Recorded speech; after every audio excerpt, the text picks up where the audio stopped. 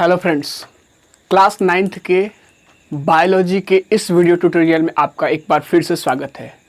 दोस्त, last class में हम लोगों ने इस पहला चैप्टर बायोलॉजी का, जिसका नाम है cell the fundamental unit of life, इसके इंट्रोडक्शन हम लोगों ने ले लिया था। वहाँ पे इंट्रोडक्शन के बाद जो हमारा उसके बाद टॉपिक आता है, जिस तरीके से हम लोगों ने कंटेंट देखा था, जिस तरीके से शेड्यूल किया था इस चैप्टर को पढ़ने का, उसमें दूसरा पार्ट आ जाता है हमारे पास डिस्कवरी। सेल की डिस्कवरी कैसे हुई, सेल किस तरीके से उसका खोज किया गया, उससे रिलेटेड हर फैक्ट्स जानने की कोशिश करेंगे। उससे रिलेटेड जो भी हिस्ट्रिकल बैकग्राउंड है इसका, उस सारे चीज़ को जानने की कोशिश करेंगे। सो बिना देर किए हुए चलिए करते हैं शुरुआत। बची हुई है जो बात, सेल एक बहुत ही इंपॉर्टेंट टॉपिक, इतना ज़्यादा इंपॉर्टेंट कि इसके बिना आप खुद की कल्पना नहीं कर सकते हो। आपके अगल बगल जो भी क्रिएचर्स रहते हैं उसकी कल्पना नहीं कर सकते हो। रिलेटिव्स या फिर कोई भी क्रिएचर्स हो लिविंग, उसकी कल्पना आप तभी कर सकते हो जब आप सेल को जानते होगे, क्योंकि सारे के सारे चीज किससे बने होंगे? सेल से बने होंगे। सेल से बने होंगे। सेल आपका सबसे स्मॉलेस्ट यूनिट होता है।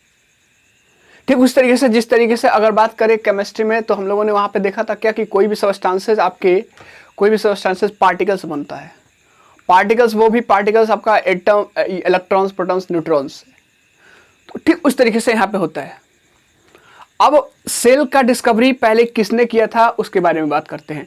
मतलब हमारा आज का टॉपिक है discovery of cell.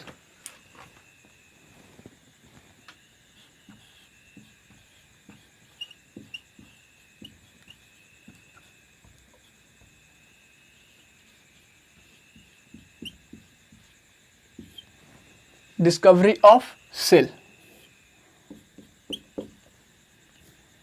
Discovery of cell में आज हम लोग जो बात करने वाले हैं, हिस्ट्रिकल बैकग्राउंड।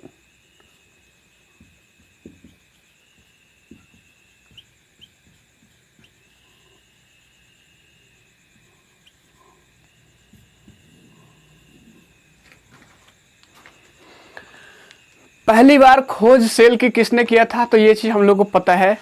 सेल का खोज किया था आपका सबसे पहला जो साइंटिस्ट था वो आपका था इंग्लिश साइंटिस्ट, इंग्लैंड का साइंटिस्ट था, और उस साइंटिस्ट का नाम था आपका, आपको पता है, रॉबर्ट हुक। सबसे पहली बार अगर सेल के बारे में किसी ने बताया तो वो थे कौन? Robert Hooke. अगर रॉबर्ट हुक ना होते तो शायद उसके बाद किया करता कोई, लेकिन नाम उनका नहीं होता। सो पहली बार जिसने सेल के बारे में किया था उनका नाम है आपका रॉबर्ट हुक।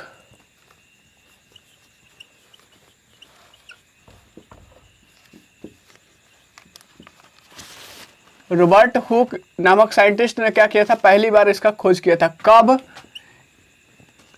इन 1665। या ईयर याद रखिएगा, ईयर कब किया था वो चीज? 1665 में। ये रॉबर्ट हुक के बारे में बात करते हैं तो रॉबर्ट हुक आपके कहाँ के साइंटिस्ट थे? इंग्लिश साइंटिस्ट थे। इंग्लिश साइंटिस्ट थे।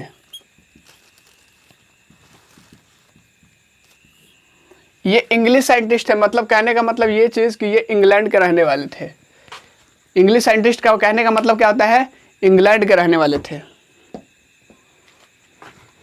इन्होंने पहली बार क्या चीज किया कि जिसकी वजह से खोज किया? उन्होंने पहली बार क्या किया था कि एक जो प्लांट के ऊपर ये बार्क होता है, प्लांट के ऊपर बार्क तो समझते हैं ना। बार्क कहने का मतलब कि प्लांट के ऊपर वाला जो कवरिंग नहीं होता है, जो उसको बोलते हैं बार्क। उसमें एक सब्सटेंस होता है जिसको बोलते हैं कॉर्क। उस कॉर्क को क्या किया, लिया और उसको अपने खुद के माइक्रोस्कोप के, मतलब खुद के डिजाइंड माइक्रोस्कोप से क्या किया? स्टडी किया, उसको अध्ययन किया, ऑब्जर्व किया। ये एक इंग्लिश साइंटिस्ट थे। He studied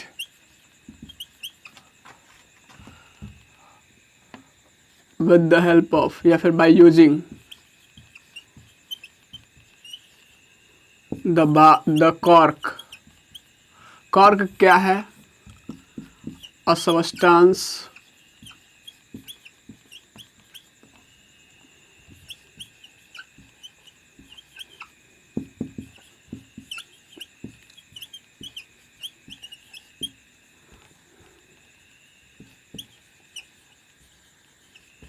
bark of the tree.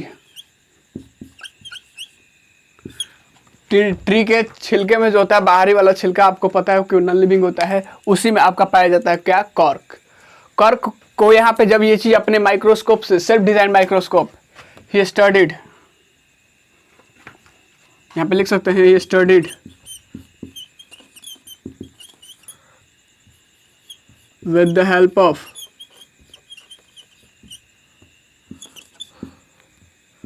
self-designed microscope. Self design microscope से क्या किया, उस चीज को स्टडी किया। तो स्टडी जब किया तो वहां पे एक अजीब तरह का रिजल्ट दिखा। जब इन्होंने माइक्रोस्कोप के नीचे अब जब कॉर्क को जब रखा तो वहां पे एक रिजल्ट मिलता है उनको, जो रिजल्ट थोड़ा सा अजीब सा लगता है। जरा देखिए वो चीज रिजल्ट क्या मिलता है। जब माइक्रोस्कोप के नीचे रखा था इस चीज को, ये कुछ इस तरह से दिख रहा था।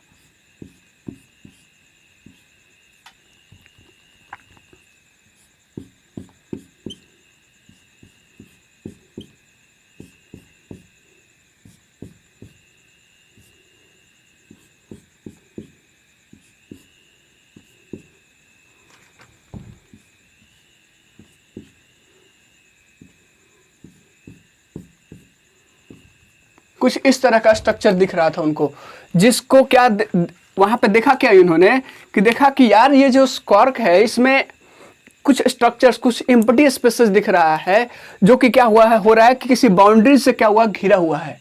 और ये देखने में उसी तरीके से लग रहा है जिस तरीके से आपका जो आपका हॉनी बी का जो कॉम्ब होता है, मधुमक्खी का जो छत्ता होता है, उसी का स्ट्रक्चर का होता है। जरा अगर देखे होंगे आपने हॉनी बी का स्ट्रक्चर, हनी बी का जो छाता होता है, कॉम्ब होता है, तो ये इस तरीके से स्ट्रक्चर देखने को मिलता है, मतलब हेक्सागोनल स्ट्रक्चर। तो इसको इन्होंने नाम दे दिया क्या, सेलुला। इस एम्प्टी स्पेसेस का नाम दे दिया क्या यहाँ पे, सेलुला। अब सेलुला जो है एक लैटिन वर्ड है। सेलुला क्या है, लैटिन वर्ड है, जिसका मतलब होता है लिटिल रूम। सेलुला का मतलब क्या होता है, लिटिल रूम। अब इसी वर्ड से, यही सेलुला वर्ड से आपका क्या हुआ है, सेल डिराइव हुआ है। मतलब यहां से इनकी जर्नी बड़ा शानदार रही थी। हुआ क्या,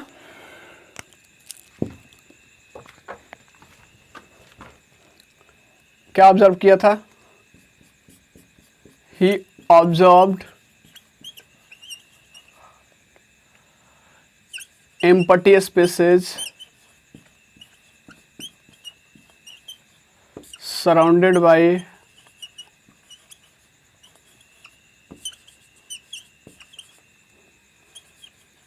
boundaries।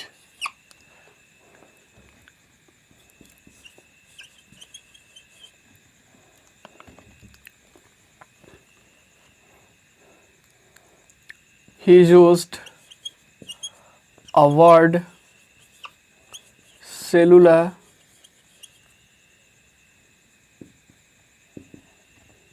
for the empty spaces he observed। जो उन्होंने एम्प्टी स्पेसेस ऑब्जर्व किया था, उसी चीज को क्या नाम दे दिया उन्होंने, सेलुला। और सेलुला क्या होता है आपका, सेलुला एक लैटिन वर्ड है। सेलुला क्या है, एक cellula is a Latin word. Cellula is a Latin word which means a little room, या फिर आप बोले तो कंपार्टमेंट आप बोल सकते हैं इसको, या फिर स्पेस बोल सकते हैं। सेलुला क्या है, एक लैटिन वर्ड है, और जिसका मतलब क्या होता है, एक छोटा सा रूम, या फिर आपका कंपार्टमेंट बोल सकते हैं, या फिर आपका स्पेस बोल सकते हैं। और इसी वर्ड से, सेलुला वर्ड से आपका सेल क्या हुआ, डिराइव हुआ है। यहाँ पे ये चीज और देखा था कि हनीकॉम्ब का स्ट्रक्चर, मतलब he saw empty spaces which looks like a honeycomb structure.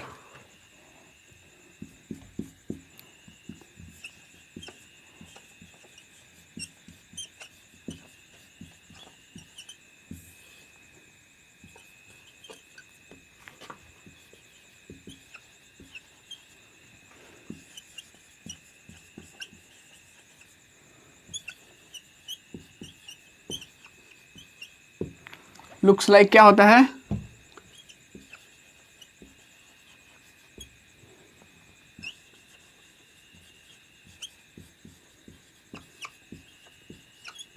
Honeycomb structure.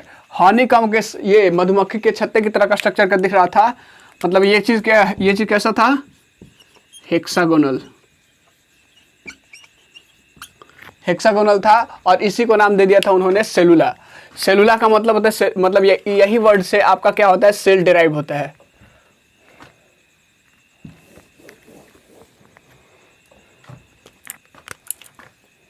Cell is derived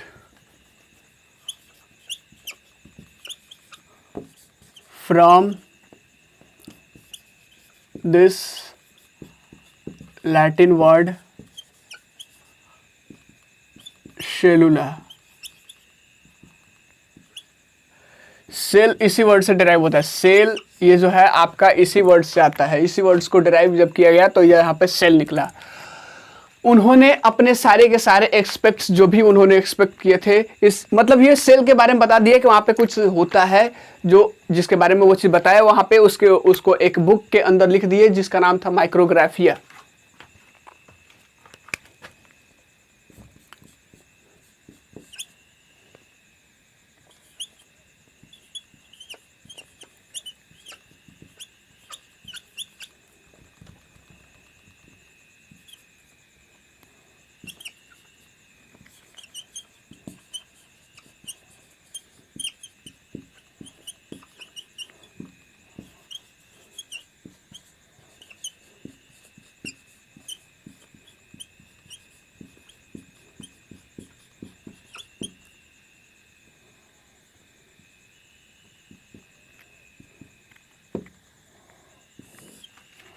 उस बुक का नाम क्या था? माइक्रोग्राफिया। याद रखिएगा इस चीज़ को, जो उन्होंने इसके बारे में एक्सपेक्ट किया था वो सारा का सारा चीज़ कहाँ पे रखा था? माइक्रोग्राफिया में स्टडी वो चीज़ क्या कर दिया था? कलेक्ट कर लिया था। मतलब यहाँ से ये चीज़ क्लियर है कि सेल के बारे में सबसे पहली बार जो स्टडी किया था वो किया था कौन? आपके ये रॉबर्ट हुक। रॉबर्ट हुक कब किए थे? तो 1665 में। 1665 में सबसे पहली दफ़ा जो सेल के बारे में दिया था वो है आपके रॉबर्ट हुक। दूसरी चीज़ अगर बात करते हैं यहाँ पे, तो ये आपके डेड सेल्स के बारे में दो क्वेश्चंस आते हैं, एक सेल के बारे में और एक डेड सेल के बारे में। तो ध्यान दीजिएगा, इसके बाद वाला जो टॉपिक है हमारे पास, दूसरा जो साइंटिस्ट आते हैं वो उनका नाम था आपका Anton von Leeuwenhoek.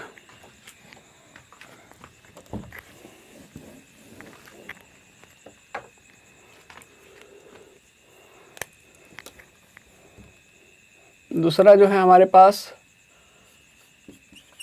Anton von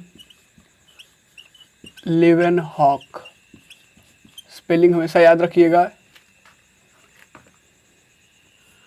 Anton von Leeuwenhoek. Anton von Leeuwenhoek आते हैं आपके, वो 1665 में आए थे। और उनका याद रखने का एक ट्रिक याद कर लीजिएगा। एक चीज़ याद रखिएगा, आपको दो चीज़ याद हो जाएगा। एक, भारत में ईस्ट इंडिया कंपनी का एस्टेब्लिशमेंट हुआ था 1600 में, ठीक 65 साल बाद आपका ये सेल का डिस्कवरी हुआ था, मतलब 1665 में। एंटोन वॉन लीवेनहॉक साहब आए थे 1674 में। मतलब इनका जो योगदान था इस चैप्टर में, सेल में, इनका योगदान था 1674 में। 1674 में मतलब ये पहले इंसान थे, ये पहले साइंटिस्ट थे। कहाँ के साइंटिस्ट थे वो बात करते हैं अभी।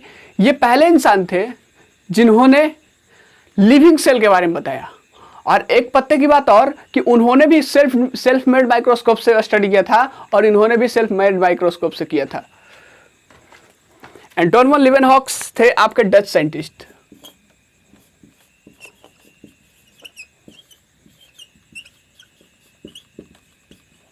डच साइंटिस्ट थे, और इन्होंने ही वॉज द फर्स्ट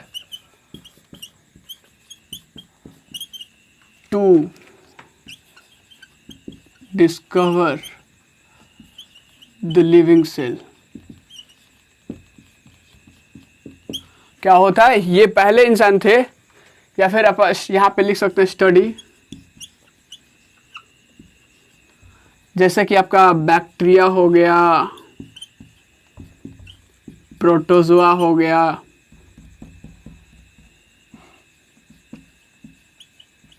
ये सारे के सारे चीज़ क्या है? लिविंग है।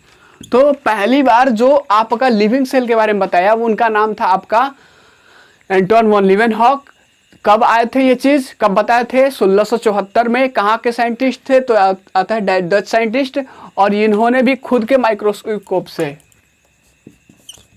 ये स्टडीड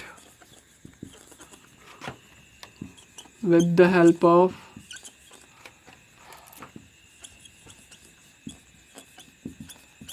सेल्फ मेड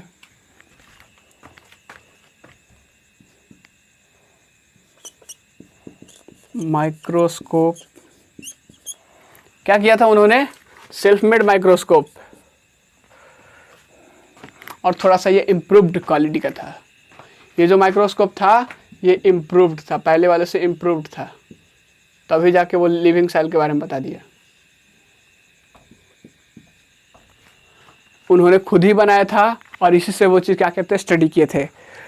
दो क्वेश्चन आता है यहाँ पे, कंफ्यूजन आपको दो क्वेश्चन यहाँ पे करेगा। कहेगा कि हु डिस्कवर्ड द सेल और who discovered the living cell.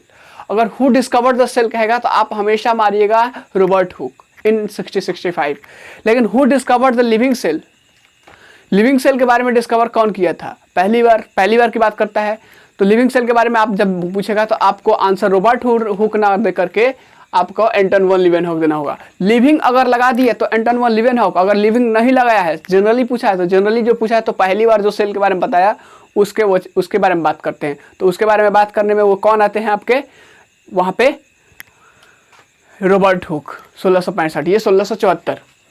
दो क्वेश्चंस का आंसर क्लियर है। इसके बाद हम लोग आते हैं इसके इस सीरीज में तीसरा जो साइंटिस्ट होते हैं।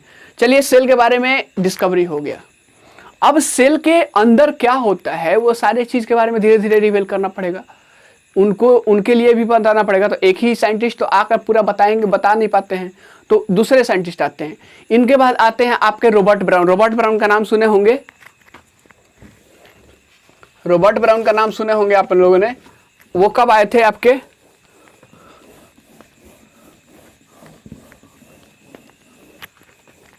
याद रखिए, रॉबर्ट हुक और रॉबर्ट ब्राउन में लोग बहुत ज्यादा कंफ्यूज होते हैं। रॉबर्ट हुक क्या किए थे? सेल का डिस्कवरी किए थे। और रॉबर्ट ब्राउन क्या किए थे?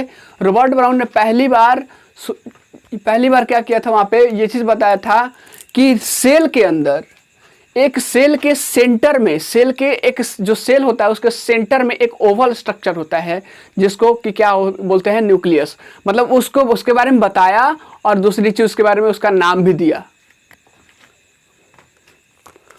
जो तीसरे हैं आपके रॉबर्ट ब्राउन, ये कब आए थे? 1831 में। याद रखिएगा, साल 1831 था। ये आपके स्कॉटिश साइंटिस्ट थे, स्कॉटिश बोटनिस्ट। कहाँ के थे? स्कॉटलैंड के बोटनिस्ट थे। बोटनिस्ट तो समझते होंगे, जो बोटनी, जो प्लांट से रिलेटेड स्टडी करते हैं। इन्होंने पहली बार क्या बताया था कि आपके जो सेल है, सपोज कीजिए ये सेल है, इस बोला कि सेल के सेंटर में, मतलब यहाँ पे इस सेंटर में कोई ओवल तरह का स्ट्रक्चर होता है, अंडाकार स्ट्रक्चर होता है, और अंडाकार स्ट्रक्चर, और इसका नाम दे दिया उन्होंने क्या? न्यूक्लियस। मतलब न्यूक्लियस के खोजकर्ता कौन? Robert brown.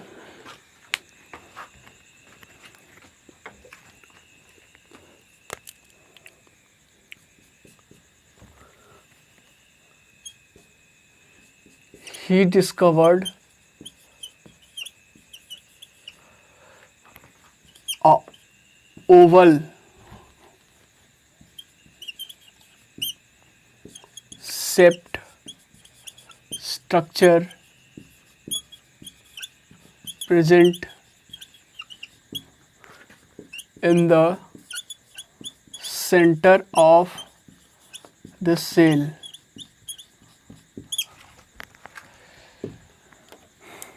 कहाँ, कब? 1831 में जब आए तो इन्होंने बताया कि सेल के सेंटर में एक ओवल स्ट्रक्चर होता है और उसको नेम दे दिया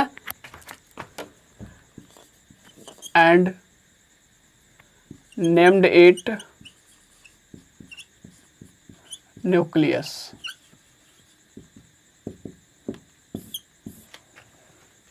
नाम क्या दिया था उसका? न्यूक्लियस। जरा देखिए, सेल का खोज किया था, सेल का पहली बार खोज किया था रॉबर्ट हुक। लिविंग सेल के बारे में बताया आपका एंटोन वॉन ए.वी. लीवेनहॉक। आपका न्यूक्लियस के बारे में बताया रॉबर्ट ब्राउन। मतलब धीरे धीरे कड़ी बढ़ते जा रहा है। चलिए, इन्होंने बस न्यूक्लियस के बारे में बताया और उसके बारे में कुछ, उसके बाद आपका रिसर्च करते रहे लेकिन नहीं बता पाए। सो इनकी लीला यहीं पे खत्म होती है। मतलब रॉबर्ट ब्राउन ने जो योगदान दिया था आपके सेल के डिस्कवरी में वो ये कि उन्होंने पहली बार सेल में न्यूक्लियस नाम की चीज का वर्णन किया था। इसके बाद जो हमारे पास साइंटिस्ट आते हैं उनका नाम आपने सुना होगा। एक ऑस्ट्रेलियन साइंटिस्ट थे जिनका नाम था J.E. पुरकिंजे। वो आते हैं 1839, लेकिन 1839 में आते हैं। लेकिन उससे पहले एक और साइंटिस्ट आते हैं 1835 में। 1831 में ये, और 1835 में ये J.E. पुरकिंजे आते हैं पहले, उसके बाद लिखते हैं, उसके बारे में बात करेंगे। J.E. पुरकिंजे साहब कब आते हैं? आपके 1839 में। कहाँ के साइंटिस्ट थे? ऑस्ट्रेलियन साइंटिस्ट थे।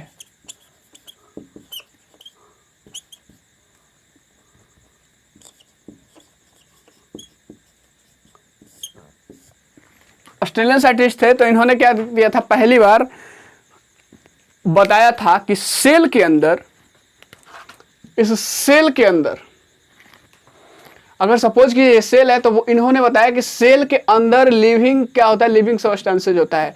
मतलब इस सेल के अंदर जो लिविंग सबस्टेंसेज होता है उसके लिए एक टर्म यूज किया था, वो था आपका प्रोटोप्लाज्म। मतलब कॉइन किया था।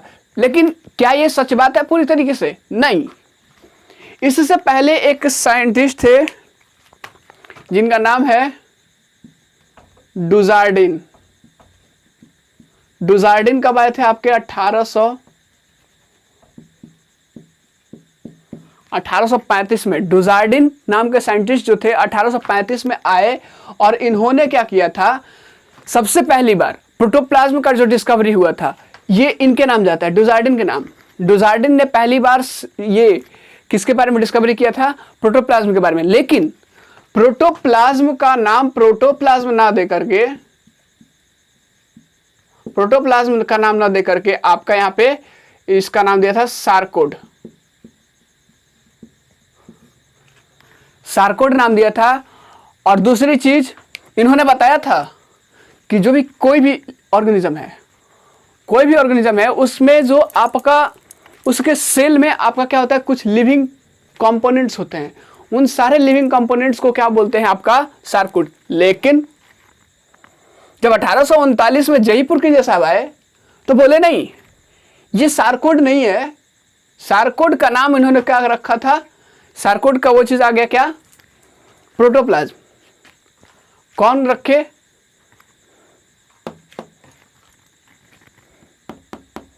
पुरकिंजे साहब। मतलब पुरकिंजे साहब ने उसका मतलब who coined the word protoplasm. तो आपका आंसर आएगा क्या? ये J.E. पुरकिंजे साहब। लेकिन who discovered first time protoplasm? तो आपका आंसर होना चाहिए डुजार्डिन। पहली बार जो साइंटिस्ट ने खोज किया था प्रोटोप्लाज्म की वो था डुजार्डिन। अब मान लीजिए आप ही का वो चीज कर दिया जाए सपोज, और आपका नाम कोई और दे दे, तो आपको जो पहली बार वो चीज खोजा या फिर आपके बारे में जो चीज पता लगाया वो इंसान होगा ना आपको खोज करता।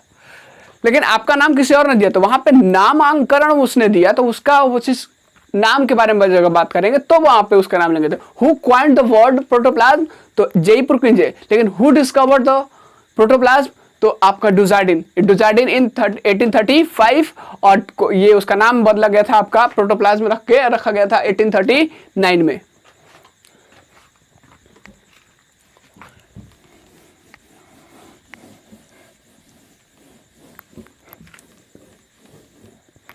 चलिए, जयपुरकिंज साहब क्या किए थे? He was the first to coin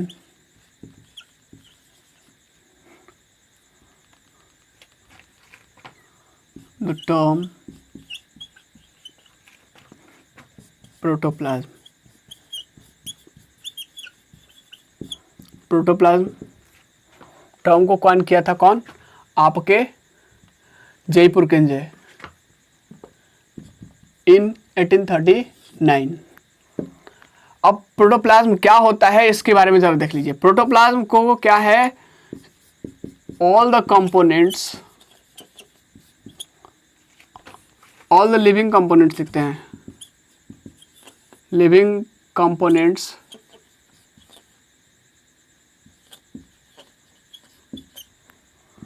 present in the cell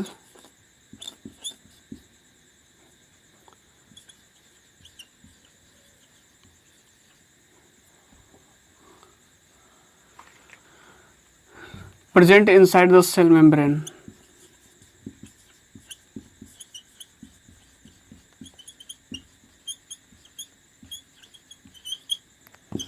are termed as protoplasm. इसको क्या किया गया? प्रोटोप्लाज्म टर्म किया गया। मतलब बोल रहा है कि अगर सेल, अगर कोई सेल है, सपोज कीजिए सेल है, तो सेल के अंदर जो भी कंपोनेंट्स होते हैं, जो भी कंपोनेंट्स होते हैं, आपका चाहे साइटोप्लाज्म हो या फिर आपका न्यूक्लियोप्लाज्म, ये सारे के सारे मतलब सेल मेम्ब्रेन के अंदर वाला जो भी चीज़ है, आपका कोई भी चीज़ हो, उसको नाम दे दिया था क्या आप यहाँ पे? प्रोटोप्लाज्म। जरा देखिए अब यहाँ पे, अब प्रोटोप्लाज्म कैसा होता है, इसका नेचर क्या होता है, इन्होंने बस बताया था, टर्म दिया था प्रोटोप्लाज्म। अब मैं बताता हूं आपको कि प्रोटोप्लाज्म होता क्या है। जरा देखिए, प्रोटोप्लाज्म का कलर अगर बात करें तो इट इज अ कलरलेस। ये क्या होता है? कलरलेस होता है, चिपचिपा होता है, जेली लाइक, विस्कस। विस्कस, उसके बाद क्या होगा? सेमी फ्लूइड होगा। सेमी फ्लूइड कहने का मतलब, आप अब गम को देखे होंगे, गम को अगर किसी सरफेस पे रखते हैं, अब पानी रखिए, गम रखिए, पानी देखिएगा आप आसानी से बह जाएगा, ढलान स्लोपिंग वाले एरिया पर रखिए, लेकिन अब जब गम रखेंगे तो वो बहुत धीरे धीरे धीरे धीरे जाएगा। इसका मतलब वो कुछ सॉलिडिफाइड है, पूरी तरीके से वो चीज़ नहीं है, मतलब कि पूरी तरीके से लिक्विड नहीं है जिस तरीके से आपका वाटर है। तो इसको बोलते हैं सेमी फ्लूइड, मतलब कि पूरी तरीके से फ्लो नहीं कर सकता है, आधा अधूरा फ्लो करता है, सेमी फ्लूइड या फिर सेमी सॉलिड लिख सकते हैं। तो ये चीज है आपका क्या? ये आपका क्या है? आपका सेमी फ्लूइड सबस्टेंस।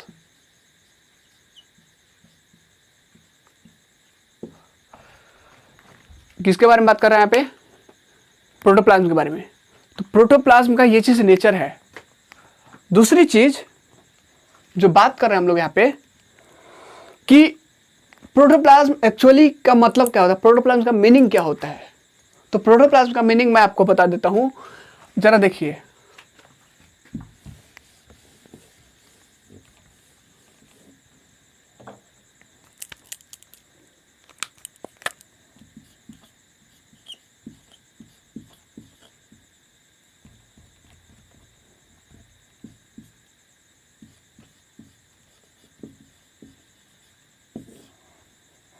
प्रोटोप्लाज्म दो वर्ड से आया है, proto plus plasma.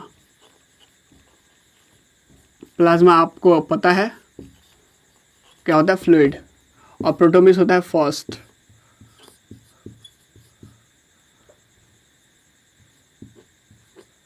First fluid मतलब कि जो आपका किसी सेल के अंदर जो भी फर्स्ट फ्लूइड बनता है, फर्स्ट फॉर्म्ड फ्लूइड, उसको बोलते हैं आपका प्रोटोप्लाज्म। मतलब यहां से निकल के आ जाता है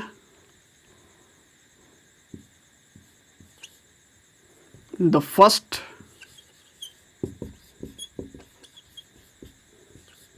formed fluid inside the cell membrane. Cell membrane के अंदर जो भी आपका पहला आपका फॉर्म फ्लूइड होता है उसको बोलते हैं आपका प्रोटोप्लाज्म। प्रोटोप्लाज्म तोड़ के अगर समझने की कोशिश कीजिएगा आसानी से समझ में आएगा। दूसरी चीज़ यहाँ पे निकल के आती है कि आप अगर सेल को देखे होंगे तो सेल के बीच में अब हम लोगों ने बात किया है कि न्यूक्लियस होता है, न्यूक्लियस के अंदर भी आपका कुछ फ्लूइड होता है और ये भी आपका होता है।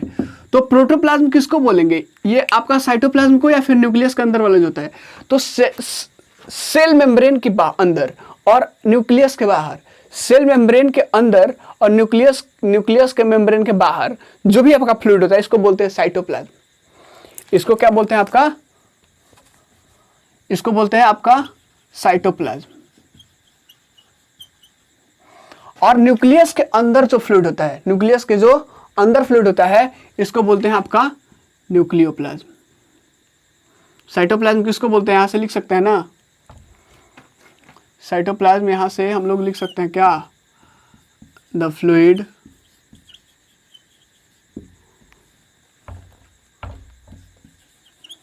Present inside the cell wall, cell membrane sorry. और ये आपका इसको क्या बोलते हैं, न्यूक्लियोप्लाज्म। न्यूक्लियोप्लाज्म किसको बोलते हैं, तो अगर न्यूक्लियोप्लाज्म की बात कर रहे हैं यहाँ पे, इधर से अगर नोट कर लिया होगा आपने तो चलिए इसके बारे में देख लेते हैं। न्यूक्लियोप्लाज्म किसको बोलते हैं जरा देखिए, न्यूक्लियोप्लाज्म, न्यूक्लियोप्लाज्म किसको बोलते हैं, the fluid present inside the nucleus.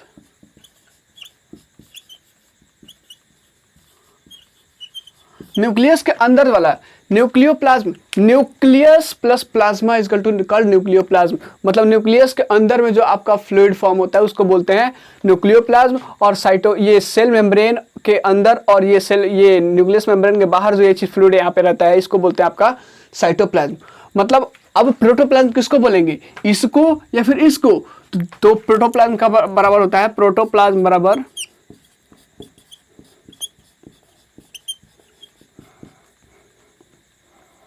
बराबर होता है साइटोप्लाज्म प्लस न्यूक्लियोप्लाज्म। मतलब आपको क्या है यहाँ पे, साइटोप्लाज्म प्लस न्यूक्लियोप्लाज्म दोनों को मिलकर के क्या कहते हैं, प्रोटोप्लाज्म। क्योंकि ऑल है ना वहां पे, ऑल यहाँ पे लिखा हुआ था, तो साइटोप्लाज्म और प्रोटोप्लाज्म दोनों मिलकर के क्या बनता है यहाँ पे, प्रोटोप्लाज्म। सॉरी, साइटोप्लाज्म और न्यूक्लियोप्लाज्म मिलकर के क्या बनता है, प्रोटोप्लाज्म। अब प्रोटोप्लाज्म जरा देखिएगा यहाँ पे कि इसका मतलब यहाँ पे ये चीज निकल गया कि प्रोटोप्लाज्म को दो भाग में डिवाइड किया गया है। सेंट्रली लोकेटेड न्यूक्लियोप्लाज्म, जो सेंट्रल में लोकेटेड होता है न्यूक्लियोप्लाज्म, और आपके सेल मेम्ब्रेन के जो अंदर होता है आपका साइटोप्लाज्म। ये चीज है आपका प्रोटोप्लाज्म का मीनिंग। इसके बाद आते हैं एक और साइंटिस्ट, 2-3 साइंटिस्ट अभी और हैं जो इस योगदान में आपका पार्टिसिपेट करेंगे। और कौन से साइंटिस्ट है, 2 साइंटिस्ट, 2 इंपॉर्टेंट साइंटिस्ट है। एक का नाम है सल्जे और एक का नाम है स्ट्रासबर्गर। एक का नाम सल्जे और एक का नाम है स्ट्रासबर्गर। सल्जे का पूरा नाम है आपका मैक्स सल्जे।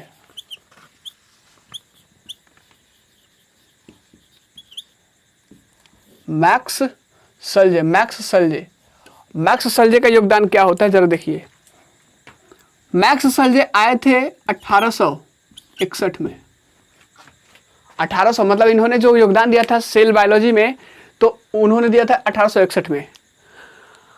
क्या दिया था सुनिए, वो जो दिया था उनको बारे में जानते हैं। अभी हमने क्या पढ़ा, प्रोटोप्लाज्म के बारे में। प्रोटोप्लाज्म के बारे में, तो प्रोटोप्लाज्म का डिस्कवरी कौन किया था आपका, तो डुजार्डिन। लेकिन उस टर्म को दिया कौन था, तो उन्होंने दिया था किसको, वो कौन दिए थे, पुरकिंजे साहब, जो कि ऑस्ट्रेलियन साइंटिस्ट थे। तो वो चीज जो दिए, तो मैक्स सल्जे जब आए तो उस प्रोटोप्लाज्म को और सार्कोड को, दोनों को क्या किए, स्टडी किए। और दोनों को स्टडी करके दोनों को स्टडी करके क्या किए, उसके बीच का सिमिलरिटीज निकाले कि सारकोड को इन्होंने जेई पुरकिंजे साहब ने प्रोटोप्लाज्म कैसे दे दिया, क्या ऐसा दोनों चीज में अंतर है। दोनों को स्टडी करने के बाद उसके लिए क्या कर दिया, एक थ्योरी बनाया। किसने?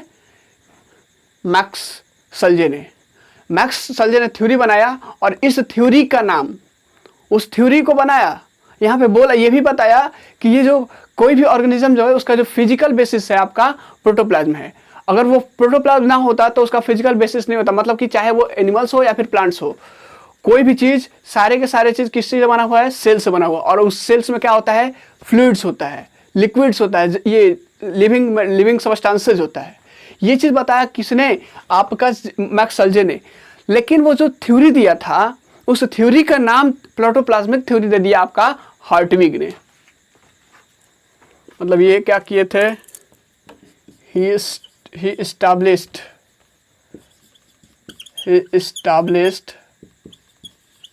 similarity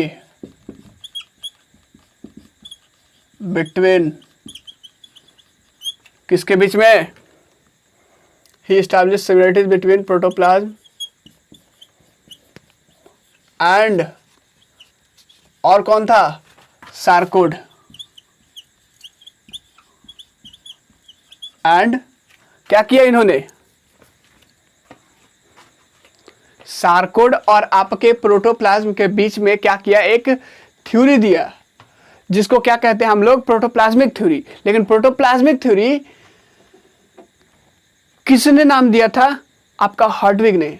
मतलब protoplasm and sarcode and proposed a theory, उसको क्या कर दिया, थ्योरी दे दिया। अब क्या होता है जरा देखिए,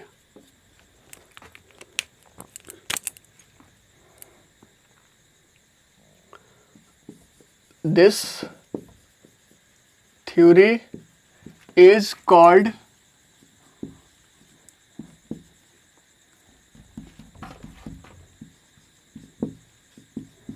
प्रोटोप्लाज्मिक थ्योरी बाय हार्टविग। बड़ी अजीब सा है ना कि खोज कोई और कर रहा है, नाम कोई और दे रहा है। तो सर वो जो नाम देने वाला होता है वो भी बड़ी मेहनत से करता है, वो सारा का सारा चीज स्टडी करता है, चेक करता है सारा का सारा जो हुआ कि नहीं। अगर मान लीजिए वो चीज़ खोज नहीं किए होते, जो ये थ्योरी नहीं दिए होते मैक्स सल्जे, तो आपका क्या होता, मैक्स सल्जे जब कोई थ्योरी नहीं दिए होते तो होता क्या, यहाँ पे नाम इनके नाम पे हो जाता वो चीज़, प्रोटोप्लाज्मिक थ्योरी, क्योंकि ये भी तो स्टडी किए थे। तो ध्यान दीजिएगा, मैक्स सल्जे ने क्या किया था, प्रोटोप्लाज्म और जो सारकोड आपका ये डुगार्जिन जो साइंटिस्ट थे आपका, जो प्रोटोप्लाज्म का पहली बार वो चीज़ किए थे, डिस्कवर किए थे, उन दोनों के बीच में क्या किया था, एक सिमिलरिटीज एस्टैब्लिश किया था। और एक वो चीज़ जो कि थ्योरी बन गया, जो सिमिलरिटीज एस्टैब्लिश किया वो ऑटोमेटिक क्या हो गया, थ्योरी बन गया। तो इसको कहते हैं प्रपोज्ड थ्योरी। और इस थ्योरी का नाम दे दिएगा प्रोटोप्लाज्मिक थ्योरी, किसके द्वारा, हार्टविग के द्वारा। कब, 1661 में ये सारा का सारा काम हुआ था। मैक्स सल्जे ने ये चीज काम कब किया था, 1661 में। इसके बाद एक और साइंटिस्ट आ जाते हैं और इन्होंने उसमें बताया क्या था, उस प्रोटोप्लाज्मिक थ्योरी का मतलब, प्रोटोप्लाज्मिक थ्योरी का वो चीज बेसिस क्या था। प्रोटोप्लाज्मिक थ्योरी कहता है कि all the organism, either it is animals और प्लांट, कहता है according to this theory,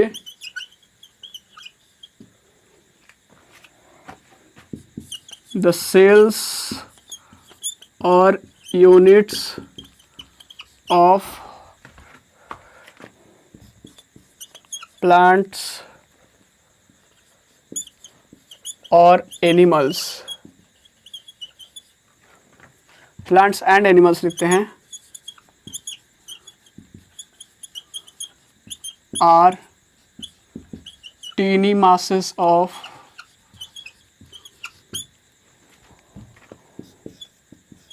protoplasm.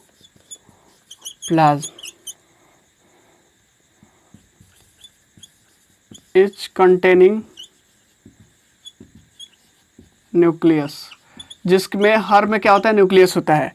यहाँ से एक बात और निकल के आती है, इन्होंने और बोला था कि protoplasm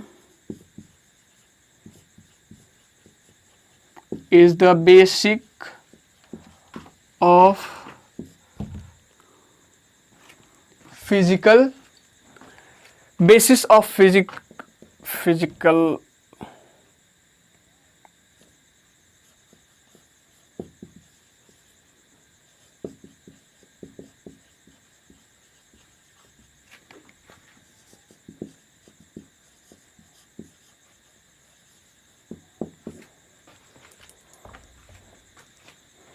protoplasm is the basis of physical existence of living things. Living things जो भी आपका, चाहे वो प्लांट्स हो या फिर एनिमल्स हो, ये चीज, बात वही चीज है, बस तरीका अलग हो गया है, तरीका कहने का अलग है, बात वही चीज है।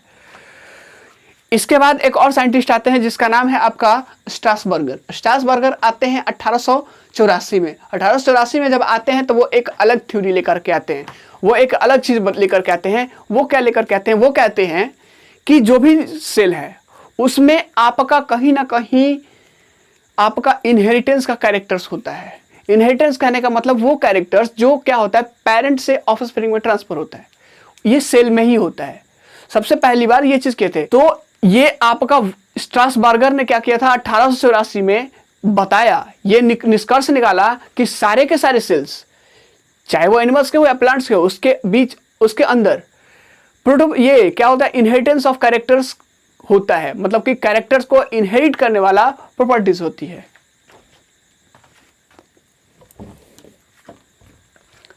और वो भी कहां पे, तो वो भी आपके न्यूक्लियस में, सेल के न्यूक्लियस में आपका होता है।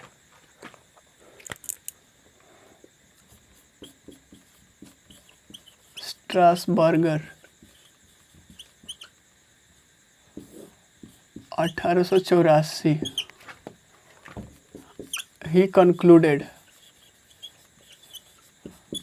that nucleus is related to inheritance of characters। Inheritance of characters कहने का मतलब वही चीज जो मैंने अभी बताया कि कैरेक्टर्स का इनहेरिट करने की प्रॉपर्टी होती है किसमें, आपके न्यूक्लियस में। न्यूक्लियस में तो मतलब न्यूक्लियस अल्टीमेटली कहाँ पे होता है, सेल में। तो ये चीज बताया था इन्होंने, स्ट्रासबर्गर ने। अब यहाँ से जो डिस्कवरी की है, डिस्कवरी ऑफ सेल्स में जो हिस्ट्रिकल बैकग्राउंड है, यहीं पे समाप्त होता है। इसके बाद हमें जो स्टडी करना है वो है आपका सेल थ्योरी। सेल थ्योरी किसने दिया था, सेल थ्योरी क्या है, उसमें क्या बताया गया था, और इसके होते हुए आगे की तरफ हम लोग बढ़ते जाएंगे। So it's all for today. Thank you class, have a nice day, stay healthy, stay live for ever.